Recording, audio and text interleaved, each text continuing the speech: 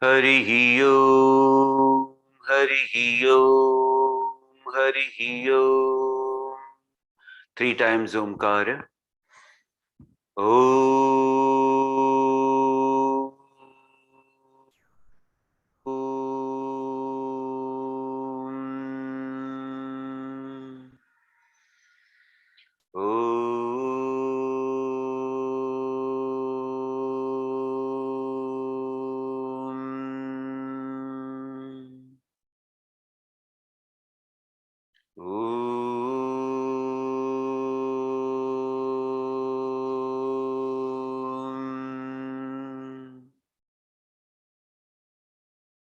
Om Sahana Bhavatu Sahano Bhanaktu Sahaviryam Karvavahai Tejasvinavadhitamastu ma vidvishavahai. Om Shanti Shanti Shanti. Om Shri Ganeshaya Namaha. Om Shri Saraswati Namaha. Om Shri Gurubhyo Namaha. Om Samasta Jana Kalyani Niratam Karunamayam Namami Chinmayam Devam Sadgurum Brahma Vidvaram. Om Satchidananda Rupaya Vishvotpatyadi Hetave Tapatraya Vinashaya Shri Krishnaya Vayam Namaha. Harihi Om. Om Sadashiva Samarambham Shankaracharya Madhyamam Asmadacharya Pariyantam Vande Guru Paramparam. Harihi Om. Suswagatam. We all are studying Amritabindu Upanishad. Let us chant the invocation prayer of Amritabindu Upanishad. Om Bhadram Karnebhi Shrunuyama Devaha Bhadram Pashe Makshabhiryajatraha Sthirairangai Stuštuvagam Sasthanubihi Veshema Devahitam Yadayuhu Swasti na Indro Vruddhashrabaha Swasti na Pusha Vishvavedaha Swasti nastaksho Arishtanemihi Swasti no Brihaspati Dadhatu. Om Shanti Shanti Shanti. All the seekers of the truth are praying to the different faculties, to the deities, those who are governing the whole universe, as well as this small universe, that which is our body, mind, and intellect. So when I was thinking about this prayer, the first and foremost, when we say the prayer, let we all understand the meaning of it first. Please note it. Let we understand the meaning. Why? Because if you do the prayer and if you do not understand the meaning, then your prayer does not have that strong rapport with the Almighty. So when we say Om Bhadram Karnebhi Shrunuyama Devaha, Devaha is not one, Devaha plural. So we are praying to the deities, to lot of deities, faculties. So all faculties which are governing this universe, which are governing this small universe, which is called as body, mind, and intellect, they are responsible for lot of our results in our life. Please note it.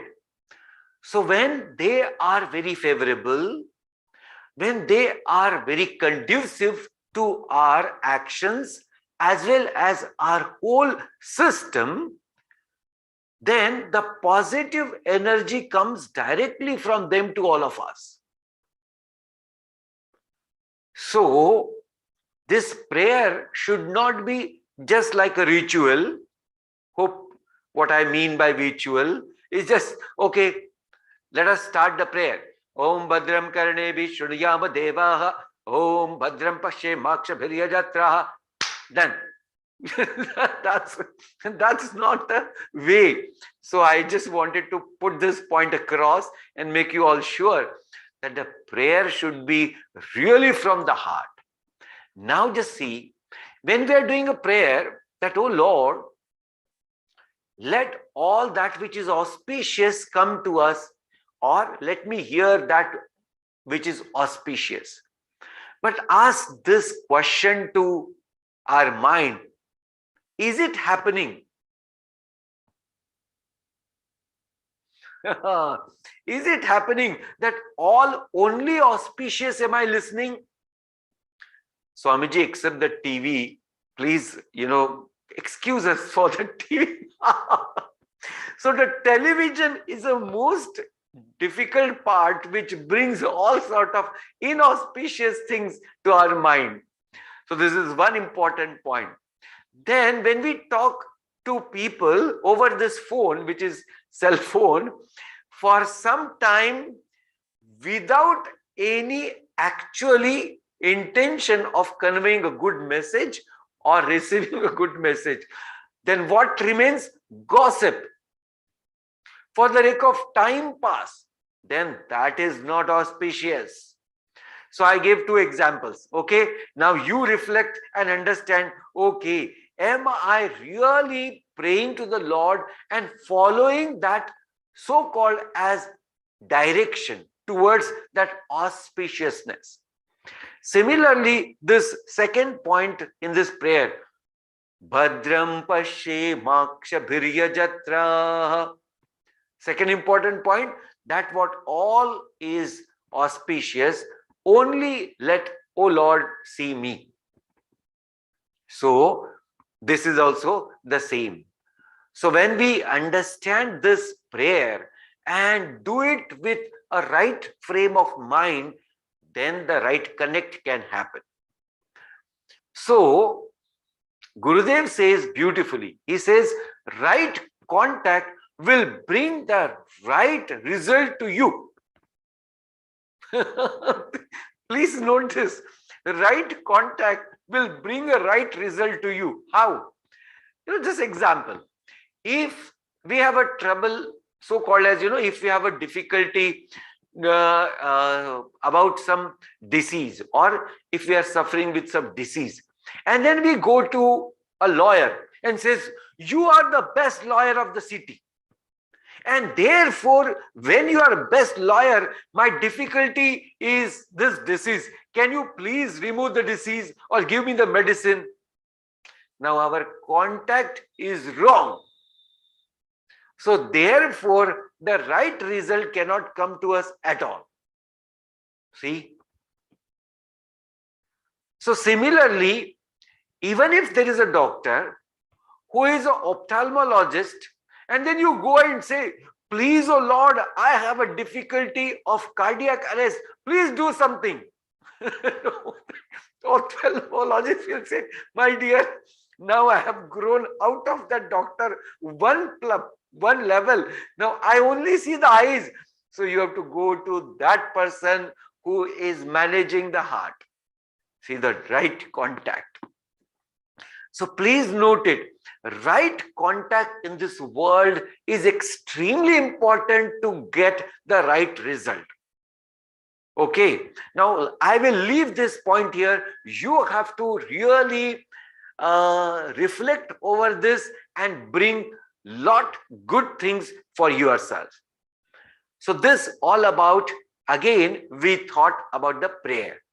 Now let us go and find out, when Upanishad first mantra is talking about the Shuddha and Ashuddha Mana, can we not think that how important would be that when Upanishads are telling about us Means about the mind of us. And what is that? The quality of the mind. Now, second point, which should hit to our mind, that this path, the requirement, the qualification is the quality of the mind. Quality of the mind. Now, Bhagavan means Upanishads, the knowledge as a Jnana Swarupa Bhagavan, what we can understand as, has given direct indication. There are only two sort of shades of the mind. What are they? One is called as impure mind, another is called as a pure mind. Here also we must again give more emphasis on our own sincere introspection. Introspection.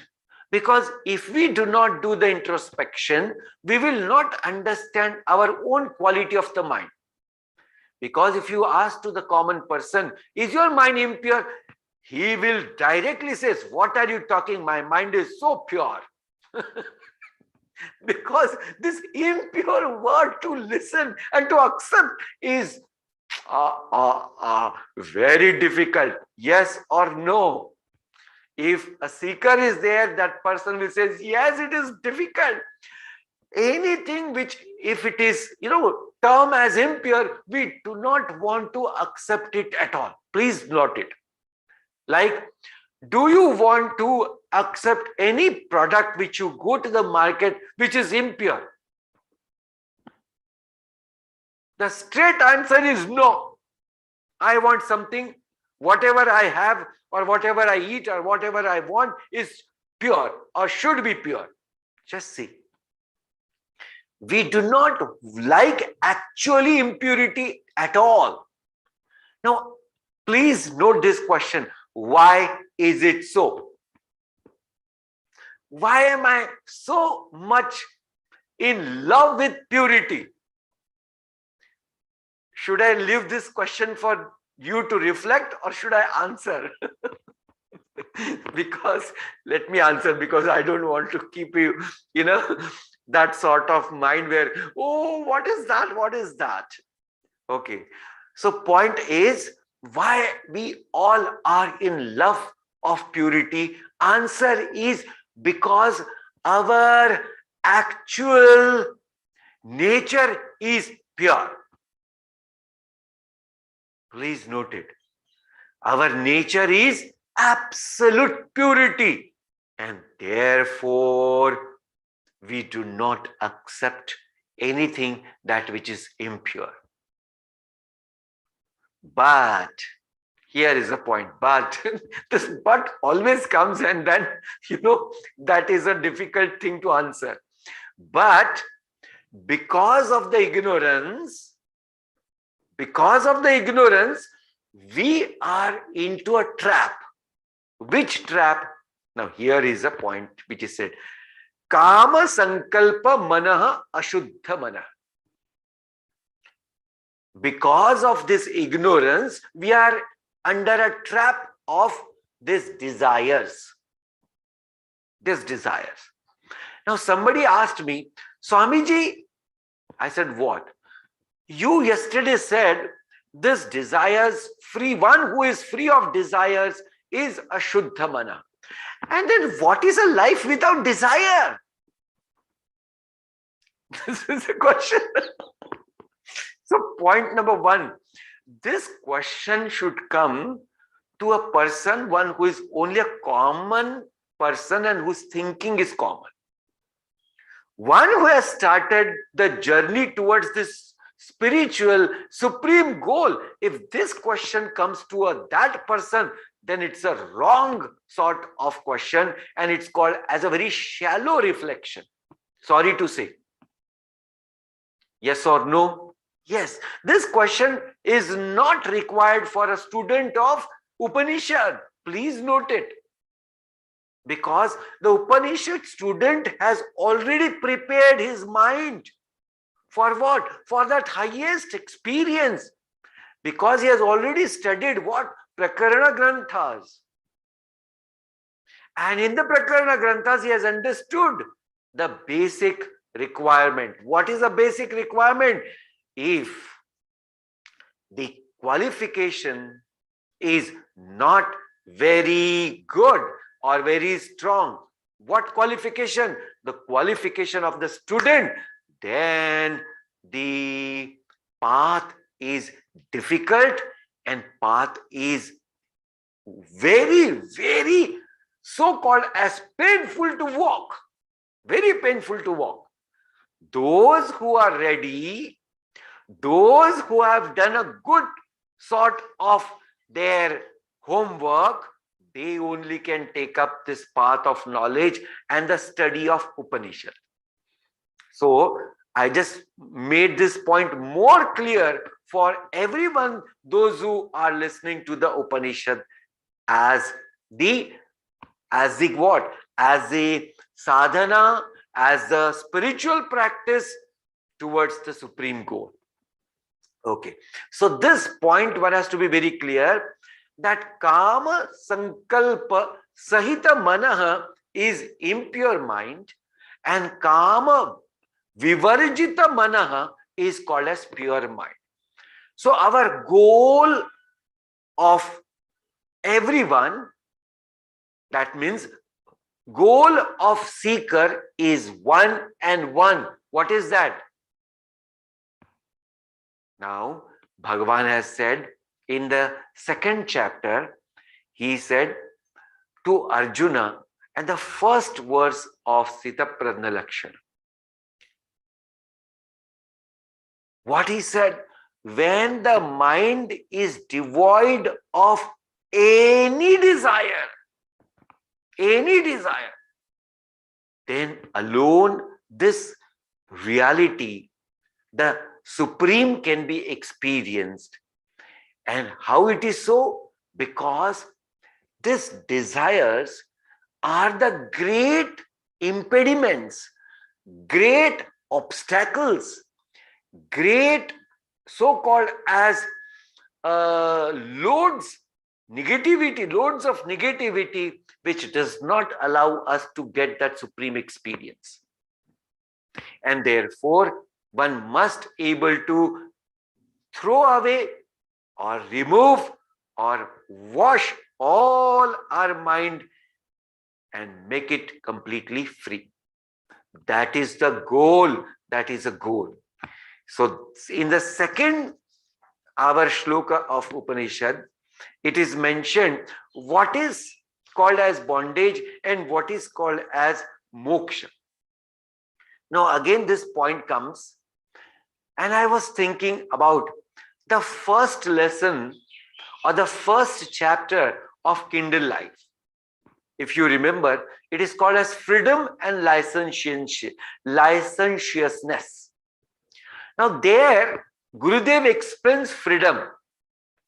What is called as freedom? Now please note it. What is called as freedom? Not to do what you feel like doing is real freedom. Swamiji, come again. Not to do what you feel like doing, that is freedom. Means when our desires, which are continuously making us disturb or making us run towards the object and towards the comfort and toward the pleasures and so on, all these desires are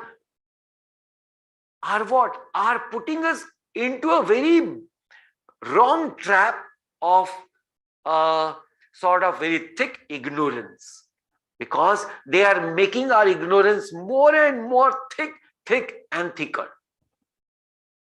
Okay, so therefore one has to understand growing above our all so-called as egocentric desires. Now this point one has to be very clear, and this Gurudev made it very clear. Egocentric desire, because there are desires which are very pious in origin, called as, let me do today 10 malas of japa or 20 malas of japa.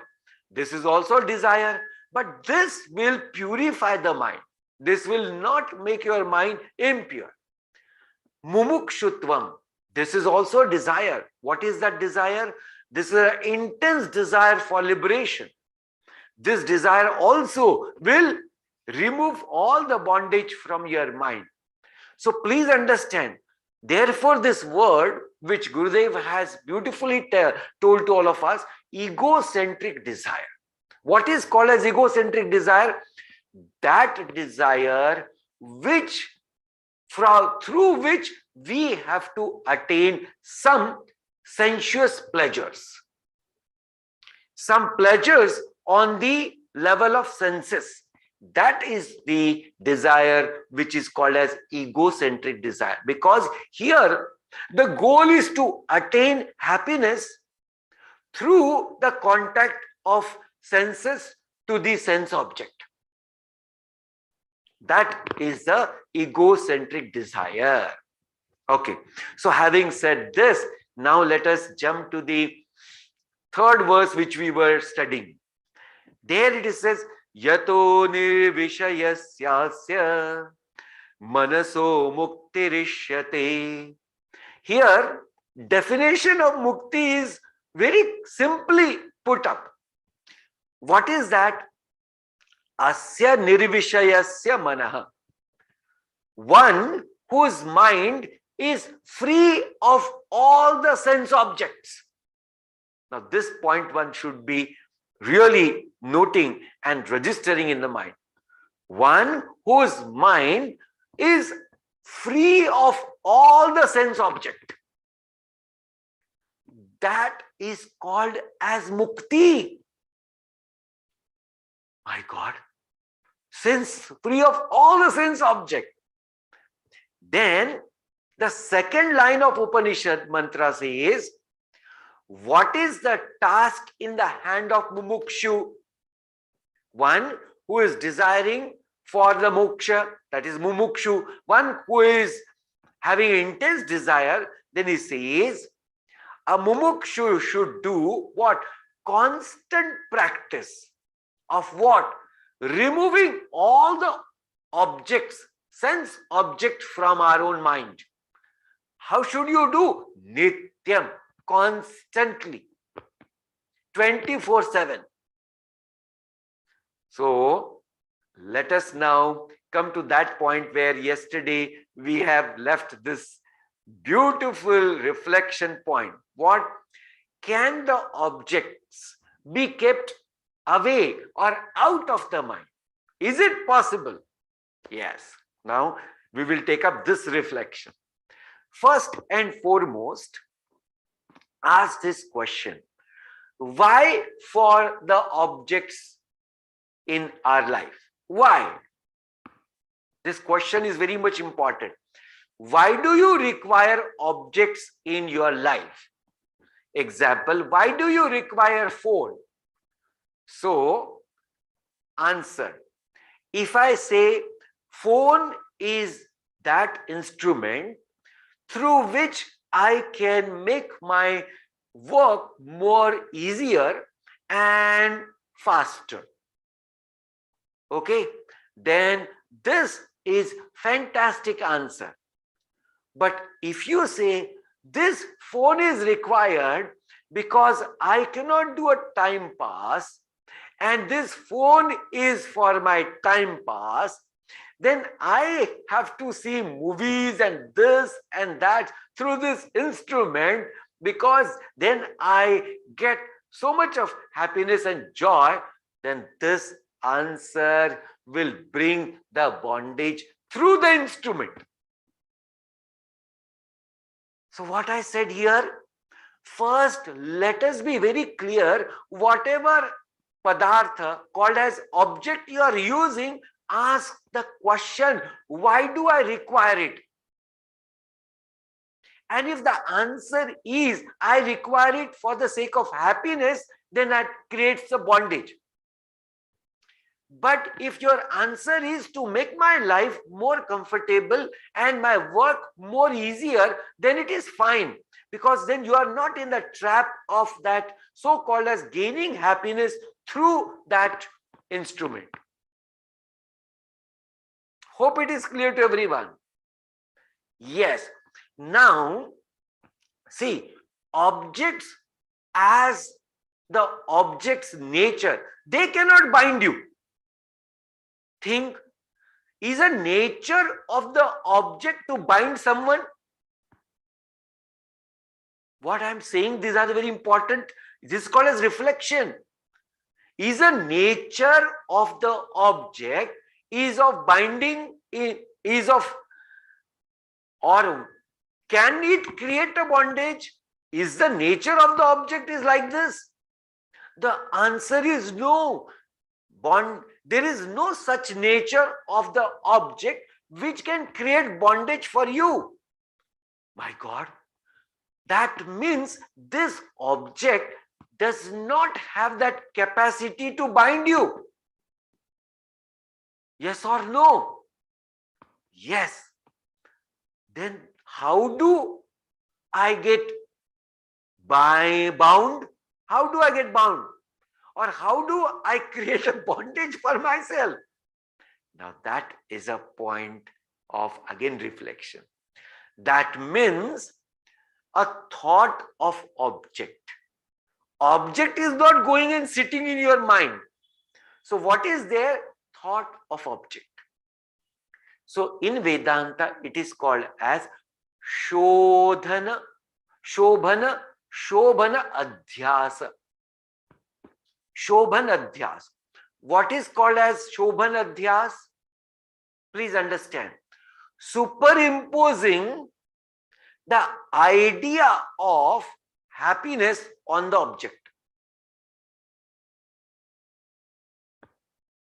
Superimposing the idea of happiness on the object. Now this superimposition is because of ignorance. So once you superimpose the idea of happiness, then you also superimpose the idea of sorrow on something. This is a point. Because once you put this superimposition of happiness, then the other superimposition is connected to it. Like if there is a raga, there has to be dvesha. There will be a dvesha. Why? Because they cannot be separate from each other. They cannot be separated from each other at all. No, they are the two sides of one coin.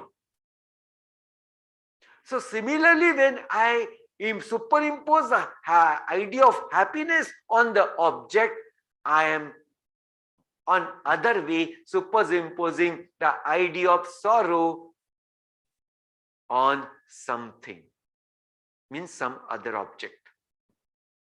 So now, see, understand, for an ignorant person, objects are not actually the instrument to make the life more easier, but it is a source of happiness and sorrow.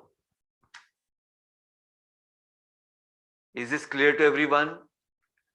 So what is this? This is called as wrong thinking we have developed.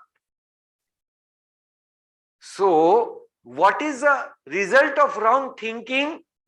So avicharena kruto bandha. When somebody cannot think correctly, that creates bondage. So what is a bondage? Wrong notions of our own mind. That's the bondage. How we created? Because of ignorance of our true nature. Because of the ignorance of the true nature. And because this ignorance, now please note this, ignorance remained for a long time, our mind and intellect became a slave of the world of objects. Hope this point is noted. Because this ignorance remained for a long time, our mind and intellect, they have no other way to go but become the slave of the object. Example, like If you keep giving drop poison to someone, that person's body one day becomes so poisonous, even that person scratches someone can poison other person. How it happened? The nature of the body is not of poisonous in sort of quality, a poisonous quality, but because of this drop poison which is given to this person, the whole body has become poisonous. Similarly, this whole ignorance we carried from birth together till today, and therefore actually the poison of this object has entered our mind and intellect, and that's how we are under bondage. So point number one now, when I said yesterday that can these objects be kept outside the mind, now you have to answer yes or no. I gave you the reflection support. So those who understand, yes, they can be, or they 100% can be put out of your mind when you understand why is a requirement of the object. What is the requirement of the object? First and foremost, is my requirement of the object for the sake of happiness? Then there is a difficult time for this person, because he is making himself a slave of the object. If you say, no, my requirement for the object is not happiness, but making my work more easy and more faster. Fantastic. Now take an example of a car. If car, you superimpose your idea of happiness. Oh, I have a BMW car, or whatever car you think, and that's my pride of the life. Now this will give you a bondage. Why? Because you have attached your pride to this car. Hope you are clear about. So such, if we put a wrong notions on this object, then they are called as all the bondage of our life. But if you say this car is not a pride of my life, but it is required just to make my whole action more faster and easier, and that's why this car, which is the great support, it's there. That's all. And nothing more at all. Similarly, we all have to understand all objects around us, people included in that. Understand the people are not around us or should not be around us because we should expect happiness from them. It is really difficult to digest. It is, but only an advanced seeker of this truth will understand. No person in my life I understand as a source of happiness. No one. And no one is a source of sorrow also. Please note it. No person is a source of happiness. No person is a source of sorrow. Why? Because both are only a notions. Both are only a notion. Why? Because I myself is a source of happiness. So why do I require something else to be happy? Think. Yeah, there where it is said in the third, what is the continuous task? Now this is a continuous task to remember objects are not required for me for any sort of happiness. Now I 100 times keep saying, when I say object, situation and people are included in it. That is the requirement. Swamiji, what a great task it is. My dear friends, why did you choose this path? Because this path, this is how it is. The moment you choose something, you must understand that what is a demand of it. Example, if you become the Prime Minister of India and he says, my God, so much trouble I don't want. The first question people will ask, why did you thought of becoming Prime Minister? Without the trouble, there is no Prime Minister's life. Only trouble, and trouble is only a life of Prime Minister. That's a fact. Think about it. So therefore, when we take up a path, we have to be very sure that this path will have a demand. Why? Because the goal which we want to achieve is supreme. So Vedanta says simple. If you want to get the highest in your life, you have to sacrifice the highest. Swamiji, sacrificing, please, it's very difficult. Not difficult at all for one whose goal is complete, supreme reality, the truth. For that, this person is ready to sacrifice anything in life. This mind one has to create.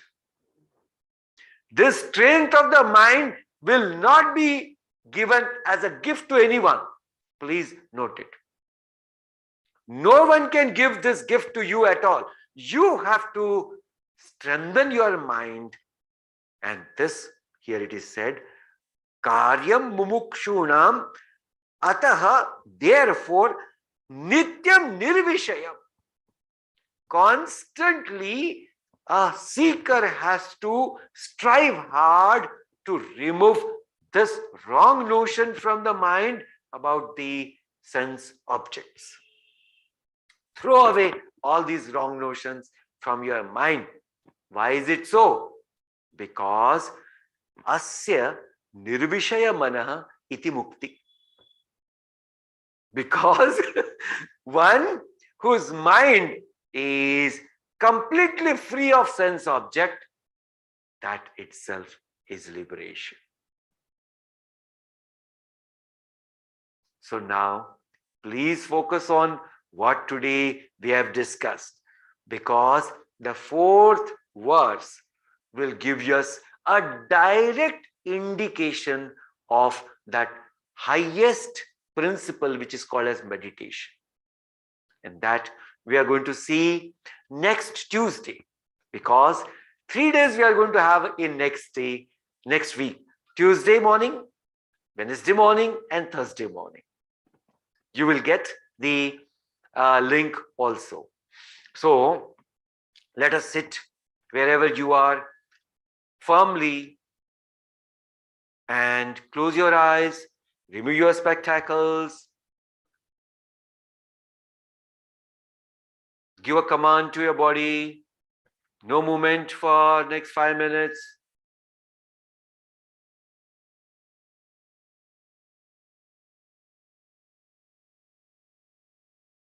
Let your eyes be gently closed. Let your attention now, for a minute, focus on your own breathing.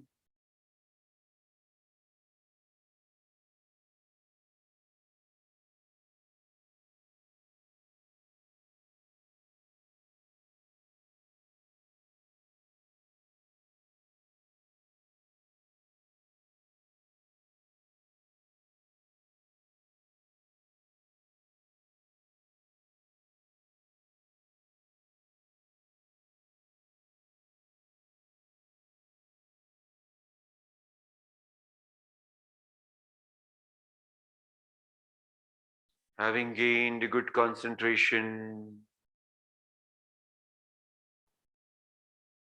let us reflect upon the important points of today's session.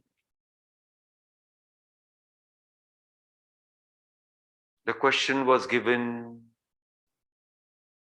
to all the seekers that can we keep objects out of our mind. So today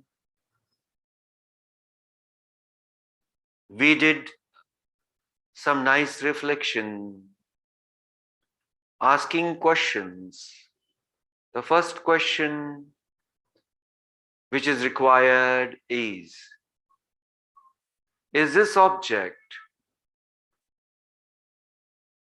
or instrument what I'm using is for making my action more easier, more faster? Or am I using this instrument or object to make me happy? This basic question, first one has to be clear about. If the mind is using object for the sake of gaining happiness, then that object creates a bondage. How? First understand. We have asked this question, is the nature of the object is such that it creates the bondage? No. There is no such nature of the object. Then how is it creating a bondage? Because of my ignorance, I am superimposing some wrong notion on this object. And therefore, I become the slave of the object. Because I have developed this wrong notion.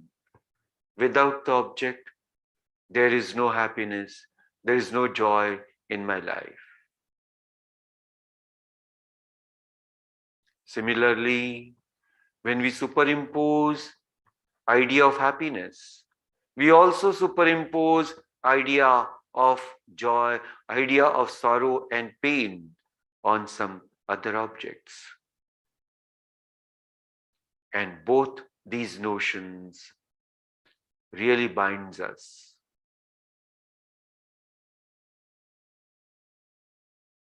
Therefore, it is said here, one whose mind is free of all the sense object, that itself is liberation. That means no object of the world we are slave of. No slavery to any object.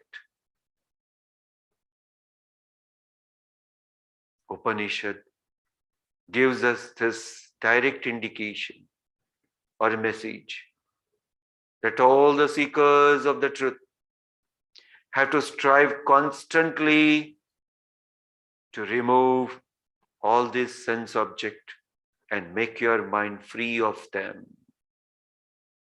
That is a task in the hands of all the seekers.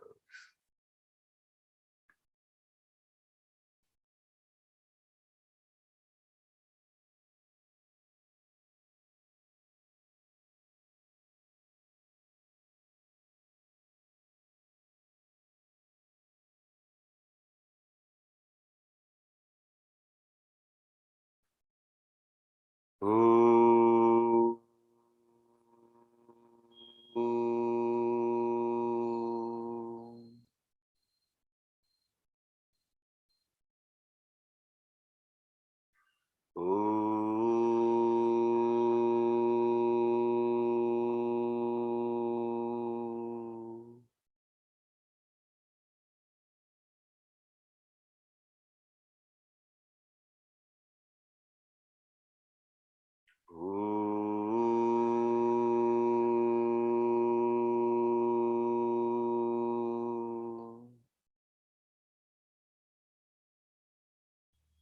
can bring your hands in Namaskar position.